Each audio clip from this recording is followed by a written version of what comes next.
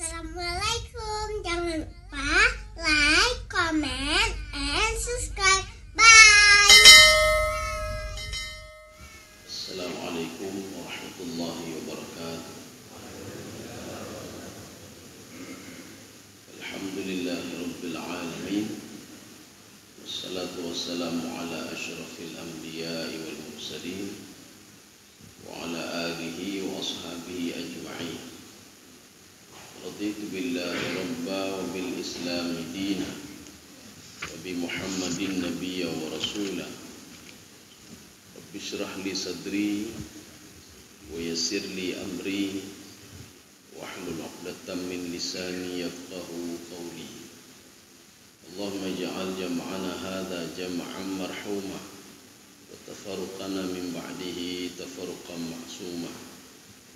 Kaum muslimin dan muslimat sidang jamaah subuh yang dirahmati Allah, kita akan mengetahui kenapa hati itu kena penyakit dan bagaimana cara mengobati penyakit hati itu.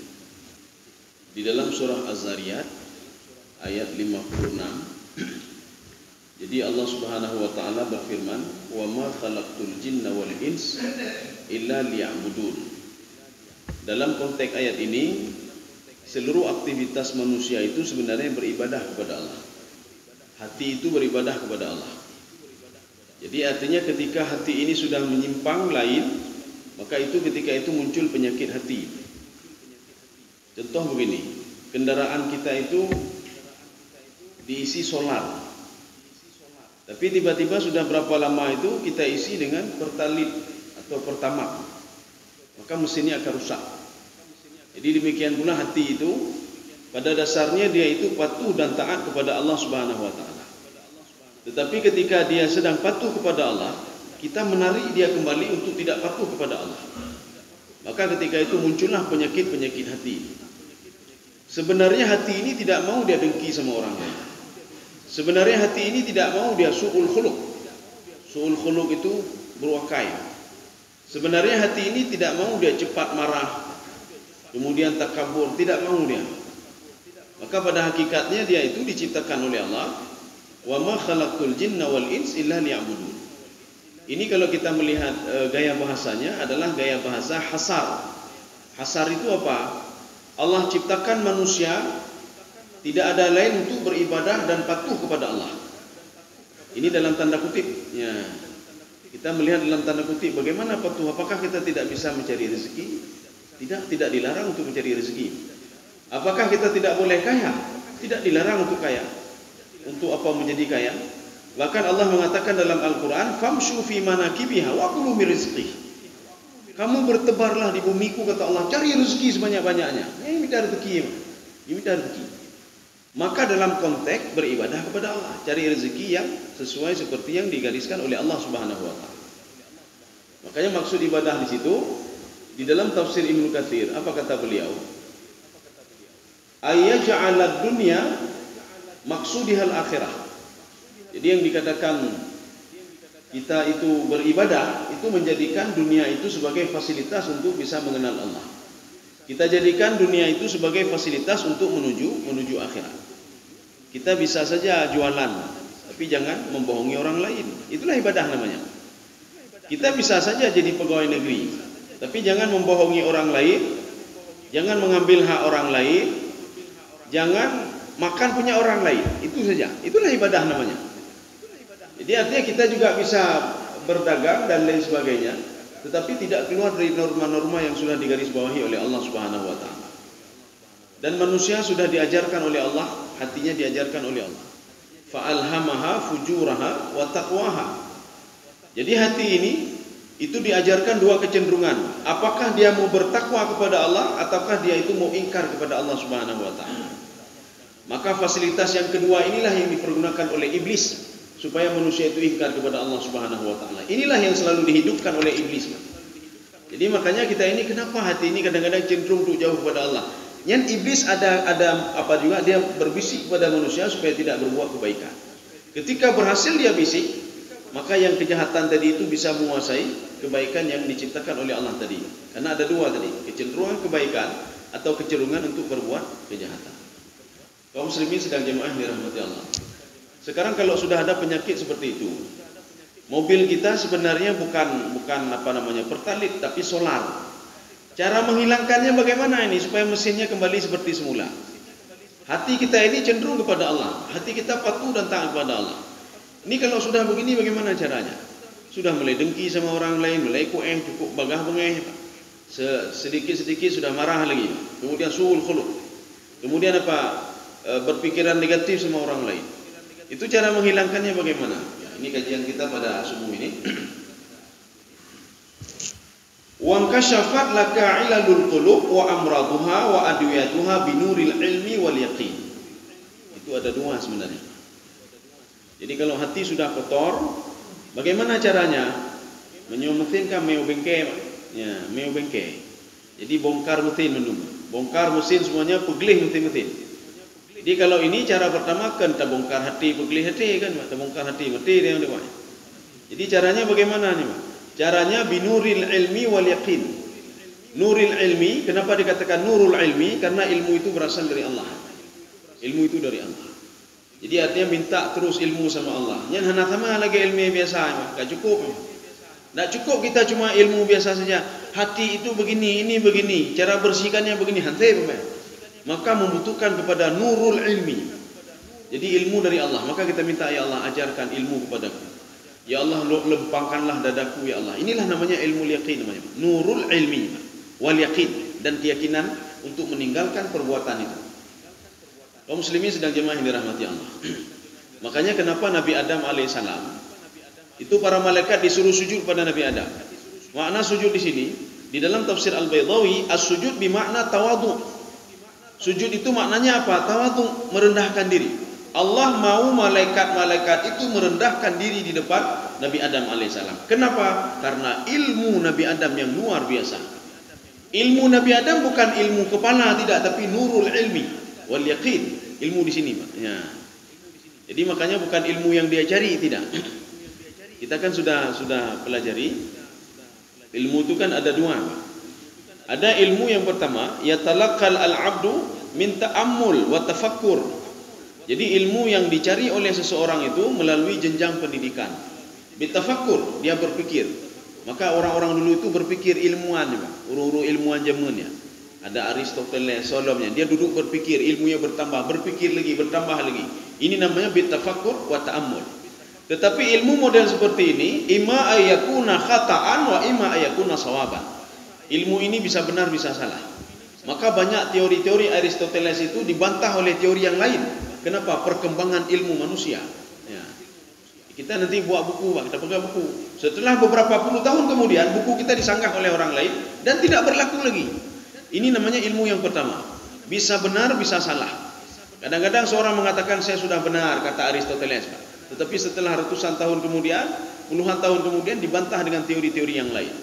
Darwin mengatakan ilmu saya sudah benar. Manusia itu berasal dari monyet, kata dia. Kemudian setelah itu muncul teori yang lain, akhirnya dibantah teori ini dan tidak berlaku lagi. Ini ilmu manusia. Ilmu yang kedua, al-ilmu yatalaqqa al-'abdu min rabbih. Ilmu yang diperoleh oleh seorang hamba dari Allah Subhanahu wa taala. Kaji ulama-ulama zamanan hana ya penanjihan. Ya. Contoh seperti para nabi dan rasul juga, dan para aulia. Mereka tidak ada jenjang pendidikan, tidak ada jenjang pendidikan. Tidak ada mereka seperti Aristoteles buat teori-teori ini, teori itu, tidak ada. Tetapi diajarkan oleh Allah Subhanahu wa taala. Nabi Isa alaihissalam diangkat menjadi rasul pada usia 30 tahun. Sedangkan beliau ketika itu diangkat oleh Allah Subhanahu wa taala ke langit umur 33 tahun. Nabi Yahya begitu juga. Umur 30 tahun diangkat menjadi rasul, kemudian 33 tahun dia dibunuh oleh Bani Israel. Kalau kita lihat dalam tenggang waktu 3 tahun, bagaimana dia mencari pendidikan ilmu dalam 3 tahun? Tetapi diajarkan oleh Allah Subhanahu wa taala. Ini namanya nurul ilmi wal yaqin. Jadi kita itu punya nurul ilmi. Makanya salah satu doa untuk nurul ilmi itu ada beberapa doa Rasulullah sallallahu alaihi wasallam, Allahumma ati nafsi taqwaha wa zakkiha anta khairu man zakkaha anta waliyuha wa maulaha. Jadi usahakan itu terus minta kepada Allah Subhanahu wa taala. Atau nanti doa yang kedua, Ya muqallibal qulub, tsabbit qalbi ala dinika wa ta'atik. Atau yang ketiga, Allahumma faqihni fid din. Kita baca faqihni bisa. Atau kita baca untuk anak kita atau saudara kita, Allahumma faqihu fid din. Tetapi kalau faqihni itu ada emosional, karena yang minta kita sendiri. Kalau kita ungkapkan Allahumma faqihu fid din, ya Allah berikanlah pemahaman kepada si fulan, jadi tidak ada emosionalnya. Tapi kalau pribadi ada emosionalnya. Allahumma faqihni fid din wa 'allimni ta'wil wal hikmah wal Qur'an, atau wal Qur'an wal hikmah. Jadi 4 yang kita minta kepada Allah Subhanahu wa taala. Maka ini perlu kepada nurul ilmi dan yakin. Kalau tidak ada ini tidak bisa menghilangkan itu. Teori apapun tidak bisa menghilangkan penyakit hati. Sekarang sudah banyak buku-buku ini cara menghilangkan penyakit hati. Ketahuilah kalau ini hanya gadah cik. Jadi harus nurul ilmi. Pada suatu hari Imam Asy-Syafi'i mendatangi gurunya, Waqi'. Syakautu ila waqi'in su'a hifdhi fa arsyadani ila tarkil ma'asi fa innal ilma nurun wa nurullahi la yuhda lil 'asi. Pada suatu hari Imam Asy-Syafi'i, begitu hebatnya Imam Syafi'i, kitab-kitab Al-Muwatta' segini ada tebal kitab Al-Muwatta'. Ya, ada tebal sedikit lagi lah. Itu bisa dihafal oleh Imam Asy-Syafi'i. Bahkan gurunya itu heran. Imam Malik itu heran, wah ini saya sudah mengarang kitab Al-Muwatta' tapi saya tidak bisa hafal. Imam Syafi'i kitab itu dihafal. Apalagi Al-Quran, apalagi hadis. Tapi pada suatu hari, syakautu ila waqi'in su'a hifdhi. Hafalan saya sudah kacau, kata Imam Syafi'i. Hafalan saya kacau, bagaimana ini wahai guruku Waqi'? Ya. Waqi' mengatakan apa? Tinggalkanlah maksiat. Ya. Maksiat yang dimaksud apa? Jangan buat maksiat sekecil apapun. Kenapa? Karena bisa merusak hati. Hati itu apa? Fa inna ilma nur. Hati itu adalah ilmu itu adalah cahaya. Wa nurullah la yuhda lil 'asi. Cahaya Allah itu tidak akan pernah diberikan kepada orang yang berbuat maksiat. Makanya supaya ilmu itu lengket terus, beristighfarlah terus pada Allah. Astagfirullah, astagfirullah, astagfirullah. Terus beristighfar. Supaya apa? Ilmu nurul ilmi itu lengket di sini dan yakin. Ya. Kita semua bisa memiliki ini, kenapa tidak bisa? Sedangkan Nabi Muhammad, setiap doa Nabi Muhammad maksudnya apa? Mengajarkan juga umatnya untuk berdoa seperti itu. Nabi Muhammad kan berdoa Allahumma faqihhu fid din. Berdoa untuk Ibnu Abbas. Artinya setiap doa yang keluar dari mulut Nabi Muhammad tidak salah kalau kita juga minta kepada Allah Subhanahu wa taala seperti Nabi Muhammad minta.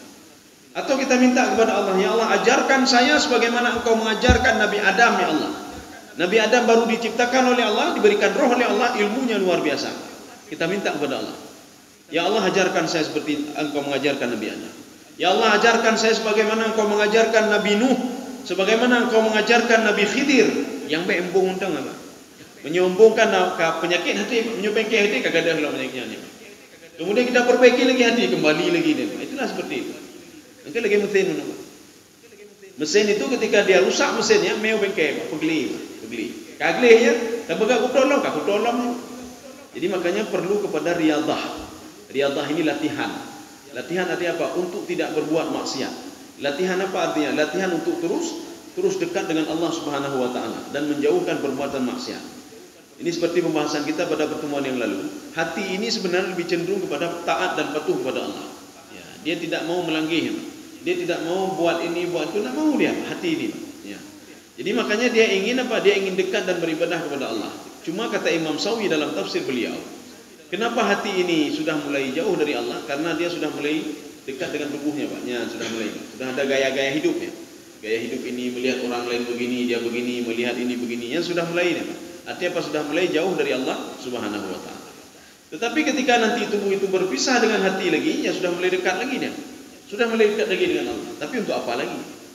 Inilah yang dikatakan oleh Ibnu Arabi dalam tafsir beliau, wasyaf'i wal watr.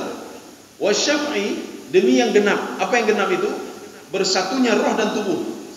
Jadi kita lihat di dalam Al-Quran, wasyaf'i wal watr, demi yang genap.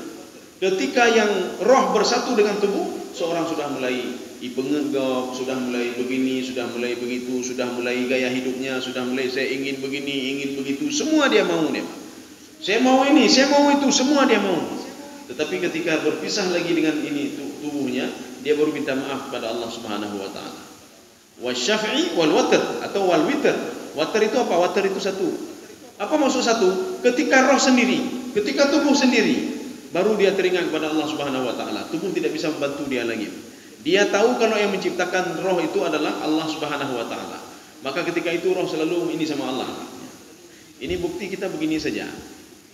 Ketika kita naik pesawat, pesawatnya sedang baik sekali, terbangnya bagus sekali. Tapi tiba-tiba cuaca tidak bagus, cuaca tidak bersahabat, dan kapal itu akan jatuh. Sedang pilot mengatakan ini cuaca tidak baik, kita pasang sabuk, kemudian goyangnya luar biasa. Secara otomatis jiwa manusia itu yang patuh dan taat kepada Allah, dia akan teringat kepada Allah Subhanahu wa taala, siapapun dia. Kafirkah dia, munafikkah dia, Yahudikah dia, siapapun dia akan teringat kepada Allah. Jadi maka menyuruh mukmin urung walaupun hari itu Allah, Allah, Allah, Allah, Allah, Allah juga dikatakan. Orang yang tidak salah begitu juga. Orang yang Yahudi dan Nasrani begitu juga. Tidak teringat dia kepada patungnya, tidak teringat kepada sesembahannya. Ini ada dalam Al-Quran yang diungkapkan oleh Allah. Ketika saya berikan musibah, kata Allah Subhanahu wa taala, dia tidak teringat lagi kepada patungnya, dia tinggalkan patungnya, dia tinggalkan yang disyirikannya tadi. Dia selalu ingat kepadaku. Kenapa? Karena jiwa dia sebenarnya dekat sekali denganku, kata Allah Subhanahu wa taala. Cuma ketika dia sudah mulai jauh dariku, kata Allah Subhanahu wa taala. Kaum muslimin sedang jemaah yang dirahmati Allah. Jadi makanya orang-orang yang berilmu itu yarfa'illahu alladhina amanu minkum walladzina utul ilma darajat. Jadi makanya kenapa hebat sekali Nabi Adam alaihissalam. Nabi Adam punya nurul ilmi dan yakin. Makanya karena ilmunya, maka malaikat itu disuruh untuk tawadhu kepada dia. Bukan sujud, tidak, bukan sujud di bawah kakinya, tidak. Jadi maknanya tawadhu. Tawadhu artinya apa? Tahu diri. Ya, kamu tahu diri. Adam ini lebih luar biasa dibandingkan dengan kamu. Makanya ibadah begitu juga. Ibadah itu bukan banyaknya, tidak. Iblis itu ibadah kan banyak sekali, 1500 tahun. Bukan itu yang dilihat oleh Allah. Dalam satu tafsir lagi mengatakan iblis itu beribadah kepada Allah 80 alfasana, 80.000 tahun lamanya. Allah tidak melihat banyaknya, tidak. Tetapi nilainya, ada nilainya enggak? Ya. Kalau tidak ada nilai itu apa? Ya, ada nilai itu apa? Artinya Allah ingin memberitahukan kepada iblis. Nabi Adam walaupun hidup baru saja saya ciptakan, nilainya luar biasa karena ilmunya dan hatinya. Sedangkan kamu tidak ada nilai, banyak saja, tapi hana nilai hana ya Pak. Kaum muslimin sedang jemaah yang dirahmati Allah. Jadi dalam bersedekah begitu juga, dalam salat begitu juga. Makanya Ibnu Abbas mengatakan di dalam tafsir beliau, salat 2 rakaat itu, kalau khusyuk, salat 2 rakaat khusyuk, itu lebih berharga kata beliau, nilainya lebih tinggi dibandingkan salat sepanjang malam tetapi tidak pernah khusyuk pada Allah Subhanahu wa taala. Ya pun sepanjang malam tetapi ibadahnya. Apa itu yang ibadah bukan nak boleh, bukan nak boleh. Cuma masalahnya apa? Nilainya tidak ada, hanayum Allah. Oh ya temayang Allah, temayang terus, tapi enggak khusyuk. Maka dikata Ibnu Abbas lebih baik 2 rakaat. 2 rakaat yang khusyuk ini ya, akan lebih berharga nilainya dibandingkan salat yang banyak tadi. Ini seperti kalau kita lihat apa namanya, kebu, lemau raya lemau. Padumlah yum lemaunya. Yum lemau kalau kita timbang lembu itu sampai berapa? Ada 1 ton ya. Padum yum 60 juta yum. Tetapi ketika ada seekor burung kecil, bisa harga burung itu 500 juta dan 1 miliar. Nilainya lebih hebat dibandingkan dengan lembu tadi, lemau. Nilai dia lebih hebat. Dia kalau ikut tanding, juaranya itu dapatnya bukan berapa ini, 50 juta, 20 juta, yang 3 tanding. Tanding lagi dapat lagi sekian. Kalau burung tadi. Kenapa? Nilainya yang luar biasa. Lemau penuh ana habis 60 juta, kabeh tadi dikonsumsi. Artinya apa? Bukan masalah banyaknya, tidak, tetapi nilainya. Kaum muslimin sedang jemaah dirahmati Allah. Maka orang yang berilmu itu diberi nilai oleh Allah Subhanahu wa taala. Makanya kenapa iblis takut sama orang berilmu, Pak? Ya, aku orang berilmu, Pak. Ya. Dia takut sekali, Pak. Kalau ada orang berilmu sedang tidur, dia tidak berani bangunin orang berilmu itu. Kenapa? Dia takut nanti orang berilmu ini akan mengajarkan orang yang ribut di dalam masjid, "Hai, berio." Ya. Maka enggak ada kesempatan lagi iblis untuk menggoda orang lain. Jadi makanya dia takut sekali, dia jaga sekali orang-orang berilmu itu. Kenapa? Dia nanti yang pertama dekat dengan Allah. Yang kedua, kalau orang yang berilmu itu bangun, dia akan memberikan manfaat pada orang lain, atau orang lain akan mengambil manfaat dari dia. Ya. Makanya kata di dalam hadis Rasulullah sallallahu alaihi wasallam, belajarlah kamu dari beberapa orang. Yang kedua, kita nggak usah ngomong yang pertama karena ini yang kedua. Yang kedua, ada orang berilmu tetapi dia merasa tidak berilmu, kata Rasulullah. Orang yang seperti ini fa'uqidhu, bangunkan dia. Bangunkan dia, katakan sama dia, kalau kamu orang berilmu, ajarkan umatmu. Kalau kamu orang berilmu, belajarlah sama dia. Orang ini tidak tahu kalau dia punya ilmu. Ya. Karena dia lebih parah loh. Nauru hana ilmen. Dan dia tidak tahu kalau dia tidak berilmunya lebih parah. Sudah bodoh. Dia tidak tahu kalau dia bodoh. Tapi bukan cara apa? Ini lebih bahayanya. Luru jarau, lurunya luru malim. Padahal bodoh kan, Pak. Inilah orang bodoh yang tidak tahu kalau dia itu bodoh. Kaum muslimin sedang jamaah yang dirahmati Allah. Ada firman Allah di dalam surah An-Nazi'ah. Wa nahan nafsa 'anil hawa fa innal jannata hiyal ma'wa. Jadi seorang itu bisa menahan hawa nafsunya dari berbuat kejahatan. Bagaimana menahannya? Itulah dengan ilmu tadi, Pak, nurul ilmi. Maka seorang itu kalau sudah dekat dengan Allah Subhanahu wa taala dan dia juga minta kepada Allah, setiap maksiat yang dilakukan hana mau tagai, Pak. Hana mau Allah, hana mangat tagai dengan Allah. Ya. Lo hana mau Allah. Lo merasa malu dengan Allah kalau berbuat maksiat. Makanya orang seperti ini fa innal jannata hiyal ma'wa. Tempat kembali dia selalu surga, tidak ada lain. Kenapa? Karena dia sudah punya nurul ilmi wal yaqin, dua ini. Yakin. Yakin itu dari sini, bukan dari kepala. Karena kalau kepala itu belum tentu yakin. Kepala itu bisa berubah. Makanya seorang itu kadang-kadang dia berbuat begini, kadang-kadang sudah berubah lagi. Kadang-kadang buat teori ini dengan kepalanya sudah berubah lagi. Tetapi kalau hati ini tidak pernah. Hati ini sudah yakin. Maka di dalam kaidah usul fiqh, al-yaqinu la yazalu bisyakki. Keyakinan itu tidak bisa dirubah dengan keraguan-raguan. Kalau sudah yakin, ya. Jadi makanya kita ini yakin. Nyopo kali wudu, kalau wudu. Lu yakin setiap damang kamamano pasti berwudu. Ya, nih, Pak. Keyakinan itu tidak bisa dihilangkan dengan ini. Sedang salat, nih dibikin mana yang begitu nih, tak hana dengar tu apa, ya, hana dengar tu apa, berarti yakin, al yaqinu la yazalu bisyakki, tidak bisa di ini dengan keraguan-raguan. Makanya iblis itu, ini pertemuan kita yang lalu, dia tidak berani menggoda dan membisikkan sesuatu kepada manusia yang hatinya sudah yakin, yang hatinya dipenuhi dengan keimanan dan ketakwaan pada Allah Subhanahu Wa Taala. Hai, ada mau nih, Pak. Kenapa? Karena sudah ada antivirus dalam tubuh dia, jadi tidak bisa masuk lagi dia. Syaitan itu. Makanya kehidupan kita dalam hari-hari tenang saja, Pak, mangat. Tapi kayaknya pun iblis hanya goda lo. Rupanya dia nak berani masuk rumahnya. Ya, hana kerja demang. Sebagaimana rumah yang dipenuhi dengan bacaan Al-Quran, rumah yang dipenuhi dengan zikir, rumah yang dipenuhi dengan apa? Bacaan Al-Quran, zikir, urung gaya di dalamnya, maka syaitan tak berani dia tinggal di situ, dia balik lagi. Kemudian ketika dia lihat itu dia pergi lagi, dia kembali lagi, dia pergi lagi. Tak nyaman syaitan itu. Tetapi kalau rumah itu bacaan Al-Quran, hana, karu, winan, lintu, suami, istri, karu, anu, karu, mandung, karu, syaitan nyaman, ipegak kau sini, artinya setiap apa dia bisa kembali ke situ. Balik rumah lagi, nyaman, balik rumah lagi. Makanya yang membuat suami istri itu ribut apa? Dalam surah Al-Baqarah dikatakan, syaitan. Syaitanlah yang membuat suami istri itu bisa ini dua-dua, ribut satu sama lainnya. Karena apa? Ada syaitan khusus, maka syaitan itu banyak sekali. Dia fikir tambah dua buah syaitan, hana apa? Yang menggoda manusia ribut suami istri itu ada syaitan khusus. Makanya kalau syaitan itu berani menggoda apa? Kalau suami itu kosong nih, istri juga kosong hatinya. Jadi artinya apa? Bisa diadu domba oleh suami sehingga cerai, buat cerai. Akhirnya iblis ya, Pak. Ada iblis sendiri dan syaitan sendiri yang menggoda manusia supaya tidak baik dengan suami istrinya. Ada syaitan yang menggoda manusia supaya selalu was-was. Waktu tebi rumah, tebi puhan. Ojo jang, wahana aja deh, wali lo. Mana mangai rumah, jangan. Makanya syaitan khusus juga ini, yang membuat manusia selalu was-was. Beribadah atau tidak, ya, Pak. Akhirnya apa? Dia keluar beribadah, wahana aja deh, balik lo rumah. Ya. Ini yang kita bicarakan pada pertemuan yang lalu, sifat hati yang ketiga. Itu model-model lagi kita nyawa, Pak. Jadi model kita kadang-kadang ingin beribadah, hana aja deh ibadah. Kadang-kadang ingin berbuat maksiat, hana aja deh buka mati. Kadang-kadang ingin berbuat seperti ini, ingin membuat rencana A, tak jadi. Harus buat rencana B yang kelebihan. Selalu was-was. Tapi di balik was-was kita ini, maka selalulah kita berdoa kepada Allah Subhanahu Wa Taala. Selalulah dekat dengan Allah. Makin kita dekat dengan Allah, nyan syaitan hana-hana aja, Pak. Ya. Kenapa? Karena kalau hati sudah apa namanya? Dengan takwa, itu syaitan tak berani lagi dah. Tetapi kalau hati setengah-setengah, dia berani ambil yang setengah itu. Kalau hati sudah penuh dengan maksiat, itu apa-apa lagi, bisa dia kontrol lagi, dia mau kontrol. Ya.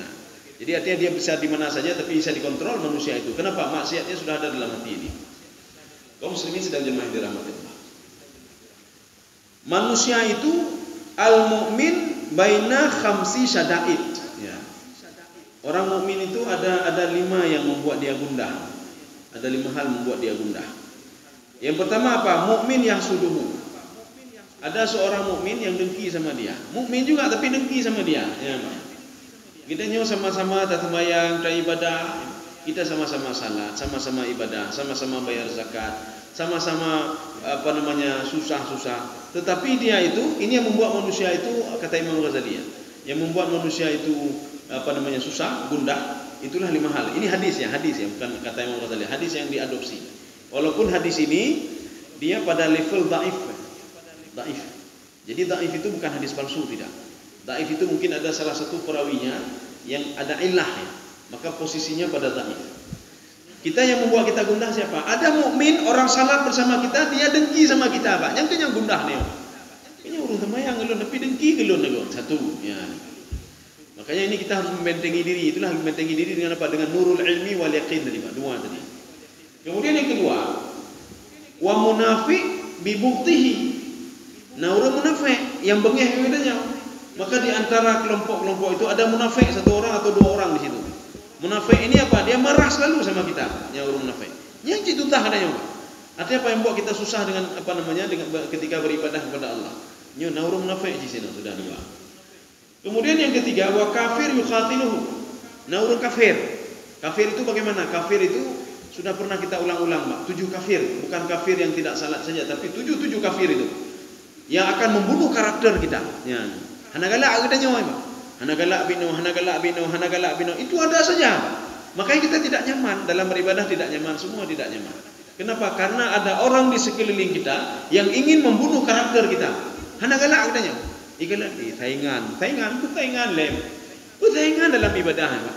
Ilmu Allah itu luas sekali. Ibadah itu banyak sekali. Sahabat itu bertanya ke Rasulullah, ya Rasulullah, kami tidak sanggup bersedekah dengan harta kami, ya Rasulullah. Apa kata Rasulullah? Wahai sahabatku, kata Rasulullah, sedekah itu, berbuat baik itu banyak sekali, wahai sahabatku. Maka jangan boleh dengki ke kau. Kau ibu sedekah apa nena nyempeng korupsi? Aku pakai korupsi ada kau, Pak. Mana perlu kau ke kau, Pak, dengki ke kau? Sedekah itu banyak, tidak mesti dengan harta. Sedekah itu dengan tenaga, kata Imam Asy'arawi, Pak. Bil quwwah, dengan tenaga. Bil fikrah, dengan pemikiran. Bil ilmi, sedekah juga. Ada orang tak bisa, ini kita ajarkan, ini yang betul begini. Yang sedekah aja, Pak. Itu sedekah juga. Atau kita berzikir, paling enggak hana peng, hana tapua, katanya malim, pitan, kaki kita duduk pada Pak Masjid. Subhanallah, alhamdulillah, wa la ilaha illallah, Allahu akbar. Dan bacanya mandang. Apa kata Rasulullah? Kamu sudah bersedekah untuk dirimu sendiri, kata Rasulullah sallallahu alaihi wasallam. Enggak semua bersedekah pada orang, bersedekah untuk dirimu sendiri saja sudah cukup. Karena perlu ke gau, ke gau, ke dengki ke gau, ke taingan le, Pak. Hana taingan, Pak. Punya iblis yang barunya, Pak. Ya petaing lun, ya goda lun, yang iblis barunya, Pak. Karena iblis dalam Al-Quran diungkapkan oleh Allah, inna syaitana lakum aduwwum mubin. Syaitan itu sudah jelas, itu musuh kalian itu. Ya. Walaupun dia dulu beribadah. Tapi dia merasa disaingi oleh Nabi Adam alaihissalam. Dia merasa Nabi Adam melebihi diri dia. Padahal memang betul Nabi Adam lebih. Kenapa? Karena ilmunya diberikan oleh Allah Subhanahu wa taala. Kaum muslimin sedang jemaah yang dirahmati Allah. Fabayyana anna nafs, dia ada lagi kafir sudah. Wa syaitan yudilluhu. Yang kita susahkan apa yang keempat? Syaitan yang selalu menyesatkan dia. Menyesatkan apa? Membawa dia kepada yang tidak baik. Dibisikkan selalu oleh syaitan. Nepegatnyo, necoknyo tagop, zalimi gom, ada saja. Makanya yang ini selalu ada sama kita, selalu ada di sekeliling kita, selalu ada. Kemudian yang terakhir diri kita sendiri. Wa nafsun tunazi'uhu, jiwa manusia itu sendiri. Karena apa? Karena sudah diajarkan oleh Allah Subhanahu wa taala untuk kecenderungan berbuat baik dan kecenderungan berbuat jahat. Ada 2. Fa hadainahu najdain.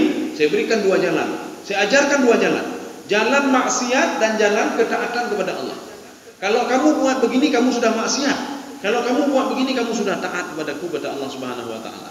Maka jiwa ini yang ni umahnya menyotaat ba Allah kata tahlul. Gimana tu tahlul? Nyo tubuh haji macam-macam le. Menyota dua masjid tapi belah jiwa apanya kata tahjid danyo. Hajit danyo banyak. Makanya jiwa itu salah satu di antara 5 hal yang membuat manusia susah.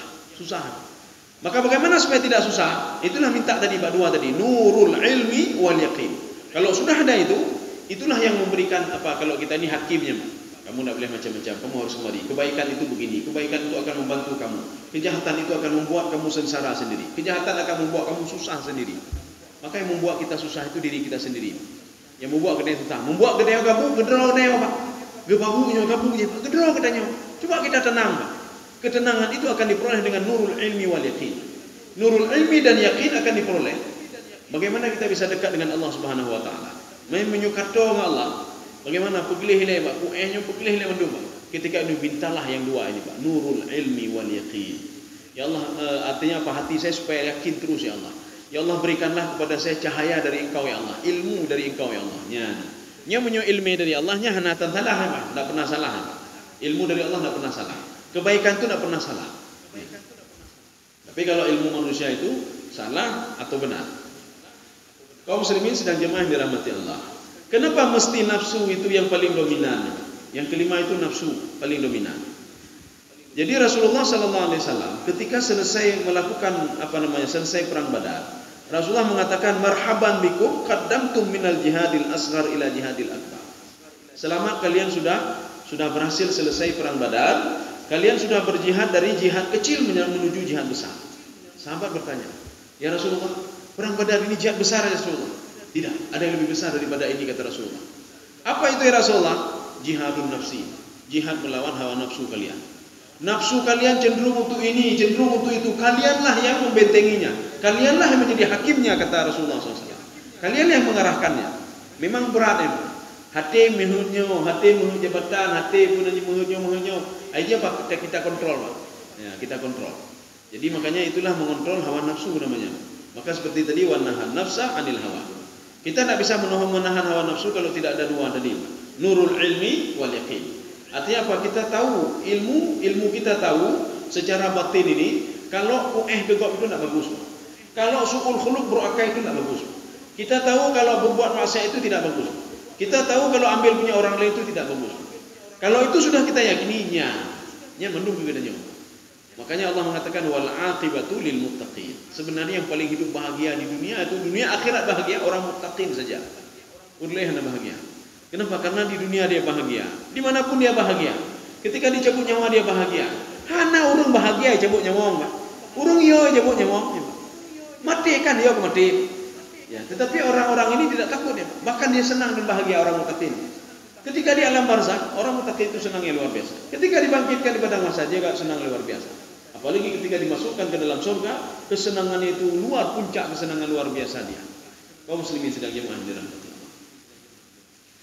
Nabi Isa mengatakan begini. Wa qala Isa alaihi salam.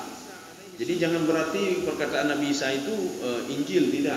Ada beberapa perkataan Nabi Isa itu diadopsi dari Injil. Ada beberapa perkataan Nabi Isa alaihissalam itu tidak ada dalam Injil, hanya dalam Injil. Tetapi dalam ajaran Injil ada. Ya. Apa itu? Ya ini contohnya ini. Tuba liman taraka syahwa hadirah limau'idin ghaibin lam yarah. Beruntunglah orang yang meninggalkan nafsu syahwatnya. Syahwat dalam hal apa? Negatif. Karena syahwat itu kadang-kadang ke positif juga, Pak. Keinginannya. Syahwat itu ke positif, kadang-kadang negatif. Ini yang dimaksud ini tuba liman taraka syahwatahu. Beruntunglah orang yang meninggalkan syahwatnya dalam dalam waktu ini untuk apa? Untuk masa depan yang belum dia lihatnya. Ya. Jadi artinya memang berat kita meninggalkan sesuatu hal untuk mendapatkan sesuatu hal yang lain. Untuk supaya dapat ridha Allah. Kenapa? Karena tidak nampak ridha Allah. Karena surga tidak nampak, pahala tidak nampak. Ya. Jadi makanya beruntunglah kata Nabi Isa alaihissalam, orang yang meninggalkan hawa nafsunya, muhut seperti ini, itu dia tinggalkan ya. Dia tinggalkan seperti itu. Untuk apa? Untuk mendapatkan hal yang lebih besar lagi. Kaum muslimin sedang jemaah yang dirahmati Allah. Ini sama seperti orang Kemawi. Orang Kemawi dia mengorbankan ikan kecil untuk mendapatkan ikan besar. Menyorkan dia. Oh makan rugo, pakar rugo. Sudah dia mancing di ikan, dimakan lagi ikan itu, Pak. Dia taruh lagi ikan yang kecil, Pak. Rugi dia. Ya. Tetapi sebenarnya dia tidak rugi, Pak. Ketika dapat ikan besar, ikan kecil tadi sudah terini sama ikan besar tadi. Yang lagi kita nyoba. Ketika kita meninggalkan maksiat di Pekah liur oleh rugo.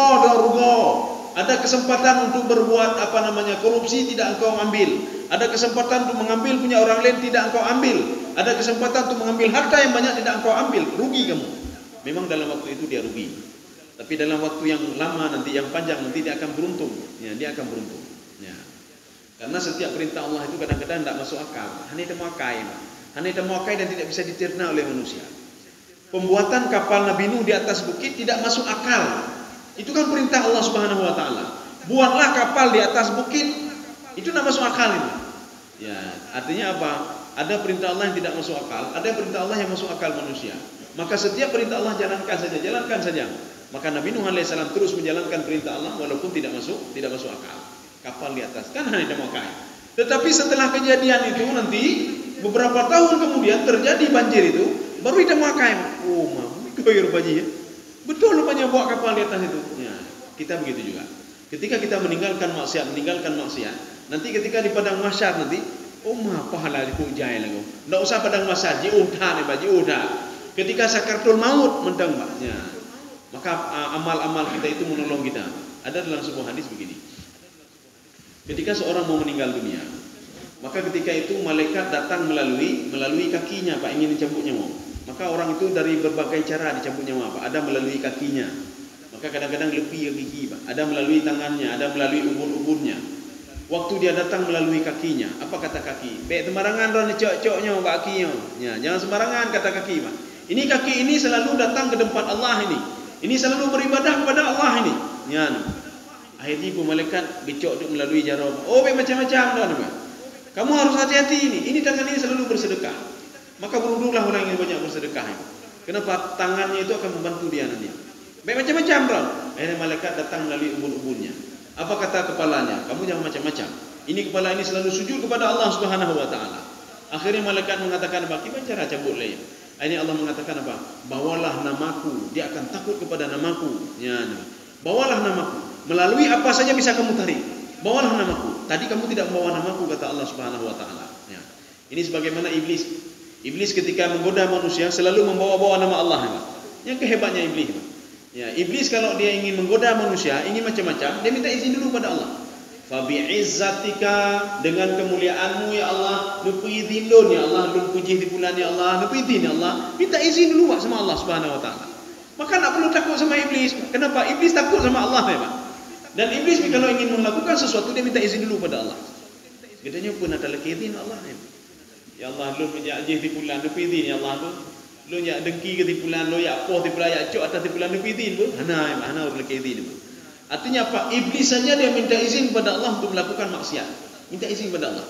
Kenapa? Karena dia takut sekali pada Allah. Salah satunya apa? Ketika iblis itu minta izin kepada Allah untuk memberikan penyakit kepada Nabi Ayub alaihissalam selama 19 tahun. Dia minta izin kepada Allah.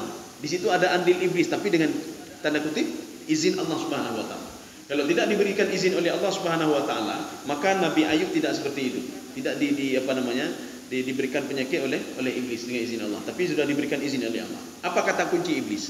Iblis mengatakan, "Ya Allah, itu Ayub itu dia kaya, dia beribadah, dia ini karena belum Engkau uji ya Allah. Coba Engkau uji, coba kasih penyakitnya. Nepitin dong ya Allah. Coba Engkau kasih penyakit, dia akan ingkar kepadamu. Hana batin aci ni jo, nepitin ya Allah." Diizinkan oleh Allah. Akhirnya diizinkan oleh Allah. Iblis sudah macam-macam sama Nabi Ayub alaihissalam. Tapi cuma 19 tahun lamanya. Ketika itu Nabi Ayub alaihissalam dia bertawakal kepada Allah, maka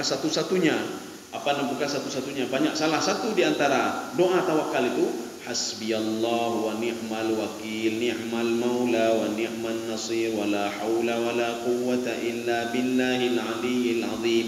Atau kita bisa membaca hasbunallahu wa ni'mal wakil ya. Ini doa ini dalam keadaan apapun kita baca. Maka seorang sahabat ketika anaknya hilang, jadi di dalam perkiraan dia anaknya sudah mati dibunuh oleh orang kafir. Tidak ada cara lain. Kenapa? Anaknya sudah dirantai dan diikat pada suatu tempat yang tidak ada yang tahu. Istrinya terus menangis karena sudah kehilangan anaknya. Kibanjara. Akhirnya dia pesan kepada suaminya, Khaisam ya, tolong kamu hadap Rasulullah. Kamu tanya apa yang harus kita amalkan. Akhirnya suaminya datang ke Rasulullah. Ya Rasulullah, anak kami tidak tahu lagi rimbanya ya Rasulullah. Sudah diambil oleh orang-orang kafir ketika perang, satu peperangan. Akhirnya apa? Dia diikat tangannya, dirantai tangannya di suatu tempat yang tidak kami tahu ya Rasulullah. Apa kata Rasulullah? Perbanyaklah mengucapkan hasbunallahu wa ni'mal wakil, ni'mal maula wa ni'man nasir. Sampai-sampai dia pulang ke rumah, dia katakan pada istrinya. Istrinya bangun tengah malam, salat tahajud, habis salat tahajud hasbunallah, terus dia baca itu, terus dia baca, continue dia baca. Rupanya anaknya pulang sendiri. Iwa rumah, diketok pintu. Ya. Dan yang ilwa, anak ron, yang betul. Betul yang ron. Ketika dia buka, ayahnya bertanya, bagaimana cara kamu pulang? Saya tidak tahu juga. Setiap hari entah kenapa rantai saya itu terbuka sendiri, satu terbuka lagi, terbuka lagi, terbuka lagi. Kemudian ada seperti sosok malaikat ya, yang terus mengiringi saya, membawa saya untuk membawa saya ke rumah saya. Saya tidak tahu kenapa itu bisa terjadi. Ya.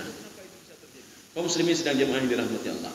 Ini juga doa Nabi Ibrahim alaihissalam ketika dibakar oleh hasbunallahu wa ni'mal wakil. Tapi beliau baca hasbiyallah, hasbiyallah wa ni'mal wakil, ni'mal maula wa ni'man nasir. Kita begitu juga.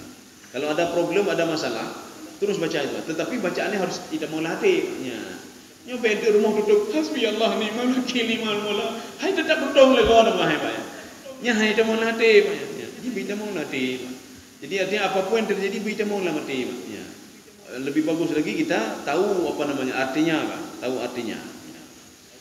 Kaum muslimin sedang jemaah yang dirahmati Allah. Ini sedikit lagi Pak. 5 menit lagi. Ini saya rasa agak penting sedikitnya.